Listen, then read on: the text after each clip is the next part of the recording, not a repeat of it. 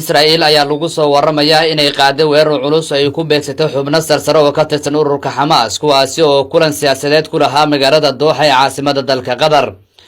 Wararka ayaa waxay sheegayaan in weerarkan lagu beegsaday xubno ka tirsan hoggaanka sare ee Xamaas oo uu ku jiro wakiilka ugu sarreeyay wadaxaajoodka kooxda xilli ay ku guda jireen falaqeyn ku saabsan hindise xabad joojin ah oo ay soo jeedisay dowladda dalka Mareykanka. telefishinka channel 12 ee Israa'iil laga leeyahay isagoo soo xiganaya saraakiil sarsare oo Israa'iil ayaa sheegay in weerarkan uu ahaa mid ogolaansho ka helay madaxweynaha dalka Mareykanka Donald Trump taasoo arrinta ka dhigayso mid si weyn loola yaabay maadaama Qatar ay ahayd dalka martigelinahay wadaxaajoodka nabadeed ee u dhaxeeya Israa'iil iyo Xamaas.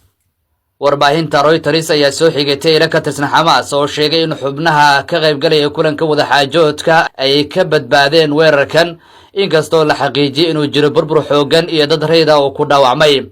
muuqaalo lagu faafiyay baraha bulshada iyo qaar ka mid ah kanaalada maxalliga ayaa waxay muujinayaan qarax weyn oo ka dhacay xaafadda Katara. dadka deegaanka ayaa cabsi darteed uga qaxay goobta. ururka Xamaas ayaa ku eedeeyay dowladda Mareykanka in soo jeedinta heshiiska xabad joojinta ahayd dhagar la doonay in markaasi lagu soo aruriyo madaxda Xamaas si loo laayo, iyaga oo tilmaamay in weerarkan yahay mid si toos ah uga dhan ah dadaalada nabadda.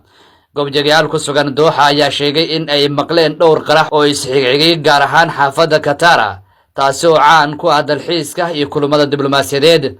warbaahinta Al Jazeera ayaa sidoo kale xaqiijisay in ay heshay warar sheegayo in goobta la beegsaday ay ahayd mid ay ku shirayeen xubno ka socday kooxda Xamaas oo ku howlanaa wada hadallada. wakaaladda wararka ee Reuters ayaa ku warantay in hoggaanka Xamaas ay ka badbaadeen weerarka Israa'iil ay ku beegsatay dhisme uu shir uga socday oo ku yaalay magaalada Dooxa ee caasimadda dalka Qatar.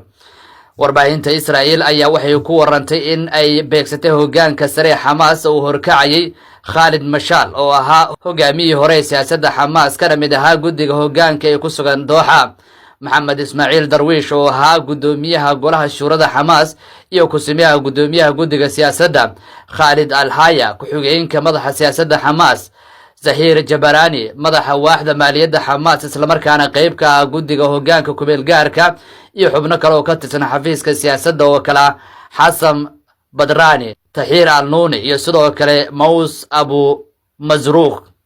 dowladda Qatar ayaa ugu dambeyn hadda ku dhawaaqday inay ka baxday doorka dhexdhexaadinta ee Israa'iil iyo Xamaas. wixii warar ay ku soo kordhay weerarka Israa'iil ay ku qaaday Qatar wararkeena dambe ayaad ku daaban doontaan.